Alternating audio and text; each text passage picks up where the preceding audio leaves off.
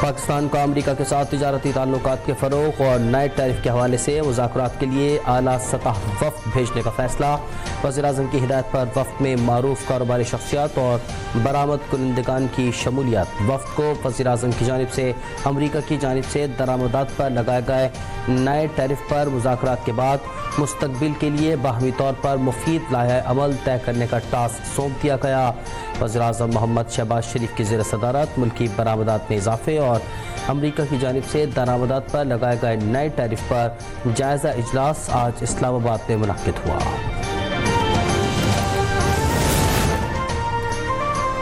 وزیراعظم شہباز شریف سے قائم مقام امریکی اسسٹنٹ سیکرٹری ایرک میئر کی قیادت میں امریکی وفد کی ملاقات۔ وزیراعظم کا منرل فورم میں امریکی شرکت کا خیر مقدم۔ کہا کہ پاکستان کے معدنیات کے شعبے میں وسیع استعداد موجود ہے۔ امریکی کمپنیوں کو اس ترجیحی شعبے میں سرمایہ کاری کے مواقع سے مستفید ہونا چاہیے۔ قائم مقام اسسٹنٹ سیکرٹری کی منرل انویسٹمنٹ فورم کے کامیاب انعقاد پر پاکستان کو مبارکباد۔ کہا کہ امریکہ پاکستان کے ساتھ دو طرفہ تعلقات کے مزید فروغ دینے کا خواہاں ہے۔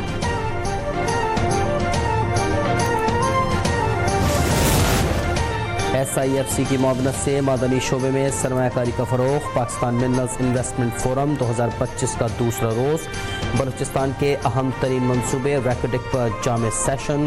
ریکوڈک مائننگ کمپنی کے نمائندے رسل ہاورڈ کا منصوبے کی فیزیبلٹی اسٹڈی پر اظہار خیال۔ امریکہ، چین، سعودی عرب اور روس کے مندوبین کا اظہار دلچسپی۔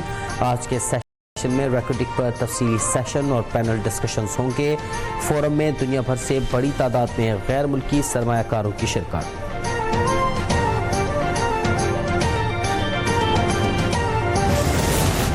سخت میکرو اکنامک پالیسیوں اور معاشی اصلاحات سے پاکستان کی معیشت استحکام اور بحالی کی جانب گامزن ہو گئی۔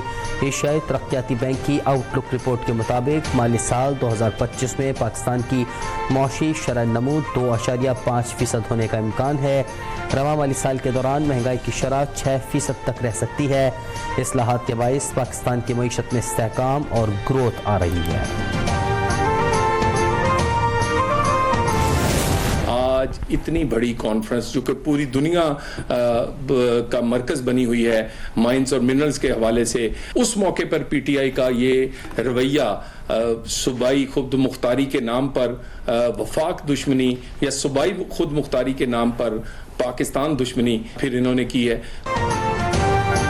مائنز اینڈ منرل کانفرنس میں دنیا بھر سے مندوبین نے شرکت کی۔ مائنز اینڈ منرلز میں سرمایہ کاری بھی انتشاری ٹولے کو ہضم نہیں ہو رہی۔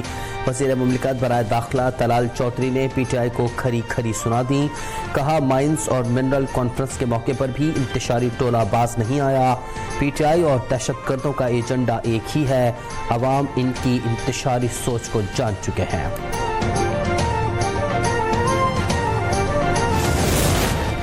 سابق وزیر اعلیٰ بلوچستان ڈاکٹر عبد المالک بلوچ کی وفد کے ہمراہ لاہور آمد۔ جاتی عمرہ میں مسلم لیگ نون کے قائد میاں نواز شریف سے ملاقات۔ وفاقی وزیر رانا ثناء اللہ خان اور معاون خصوصی وزیر اعلیٰ پنجاب راشد نصر اللہ نے وفد کا استقبال کیا۔ صدر نون لیگ میاں نواز شریف کا 2 ہفتوں کے لیے دورہ برطانیہ کا معاملہ۔ وزیر اعلیٰ پنجاب مریم نواز شریف کے ہمراہ لندن نہیں جائیں گی۔ وزیر اعلیٰ پنجاب مریم نواز کل بیلاروس کے لیے روانہ ہوں گی۔ بیلاروس میں 1 روز قیام کے بعد مریم نواز ترکی روانہ ہو جائیں گی۔ سندھ کے سینئر وزیر شجیل انعام میمن کی زیر صدارت محکمہ اطلاعات سندھ کا اہم اجلاس۔ شجیل میمن کی کانٹینٹ اینڈ پروڈکشن بورڈ کے منظور شدہ منصوبے وقت پر مکمل کرنے کی ہدایت۔ سینئر وزیر نے کہا کہ منصوبے کا مقصد سینما انڈسٹری کی بحالی، نئے ٹیلنٹ کا فروغ اور روزگار کے مواقع پیدا کرنا ہے۔ حکومت سندھ پروڈکشن منصوبوں کے ذریعے قومی اتحاد، یکجہتی اور حب الوطنی کو فروغ دینا چاہتی ہے۔ قومی مالیاتی کمیشن ایوارڈ کے بارے میں صوبائی حکومتوں کے مسائل کا معاملہ۔ سینٹ کی قائمہ کمیٹی برائے خزانہ کا 4 صوبائی وزرائے خزانہ کو بلانے کا فیصلہ۔ معاملے پر قائمہ کمیٹی برائے خزانہ کا اجلاس آئندہ ہفتے طلب کیے جانے کا امکان۔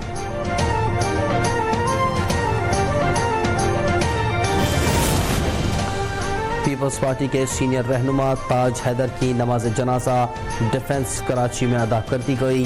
گورنر سندھ کامران ٹیسوری، وزیر اعلیٰ سندھ مراد علی شاہ، شجیل میمن، ناصر حسین شاہ اور میئر کراچی سمیت دیگر رہنماؤں کی شرکت۔ گیس کے سیمپل کے لیے وہ کوشش پوری کر رہے ہیں۔ ہماری کوشش ہے کہ ہم گیس کا سیمپل لے لیں، جس سے میتھین کا آئیڈیا ہوگا، نیچرل گیس کا آئیڈیا ہوگا کہ اس کی کتنی کوانٹٹی ہے۔ کرنگی کریک کے قریب لگنے والی آگ کا لیب ٹیسٹ کروایا گیا ہے۔ گیس 2 قسم کی بایو تھرمل گیس ہو سکتی ہے۔ کرنگی کریک کنٹونمنٹ بورڈ کے سی ای او فیصل منیر کا پریس کانفرنس سے خطاب، کہا کہ آگ کے مزید پھیلنے کا کوئی خدشہ نہیں، ہماری ٹیمیں 3 شفٹس میں کام کر رہی ہیں، صورتحال پر قابو پا لیا ہے۔ کہا کہ کرنگی کریک انڈسٹریل ایریا کو بھی محفوظ کر دیا گیا، عوام سے اس جگہ سے دور رہنے کی اپیل۔ سپریم کورٹ میں فوجی عدالتوں میں سویلینس کے ٹرائل سے متعلق کیس کی سماعت کل تک ملتوی۔ وزارت دفاع کے وکیل خواجہ حارث کل بھی جواب الجواب میں دلائل جاری رکھیں گے۔ کراچی کے صارفین کے لیے بجلی 6 روپے 62 پیسے سستی ہونے کا امکان۔ کے الیکٹرک نے فروری کے فیول چارجز قیمت میں درخواست نیپرا میں دائر کر دی۔ نیپرا اتھارٹی 16 اپریل کو کے الیکٹرک کی درخواست پر سماعت کرے گی۔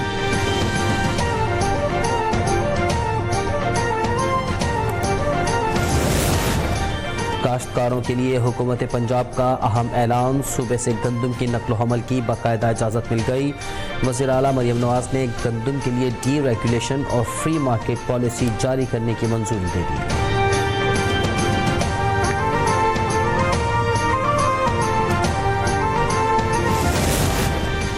سینئر صوبائی وزیر مریم اورنگزیب کی ہدایت پر ممکنہ خشک سالی سے نمٹنے کے لیے اہم اجلاس۔ سیکرٹری ماحولیات D G P D M A نے اجلاس کی صدارت کی۔ D G P D M A نے کہا کہ ہیٹ ویو سے بچاؤ کے لیے حفاظتی اقدامات کیے جا رہے ہیں، صوبے بھر کی انتظامیہ کو ہیٹ ویو کے بارے میں الرٹ جاری کر دیا ہے۔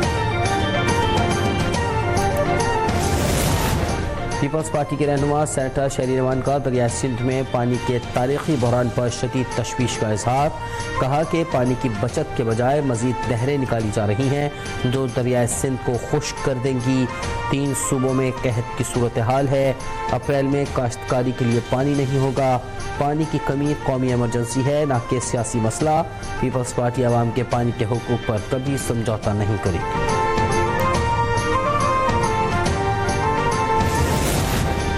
غیر قانونی غیر ملکی افغان سٹیزن کارڈ ہولڈرز کے انخلا میں تیزی آ گئی۔ گزشتہ روز 7000 سے زائد غیر قانونی افغان باشندوں کو وطن واپس روانہ کیا گیا۔ پاکستان چھوڑنے والے غیر قانونی افغان باشندوں کی مجموعی طور پر تعداد 9,13,301 تک پہنچ گئی۔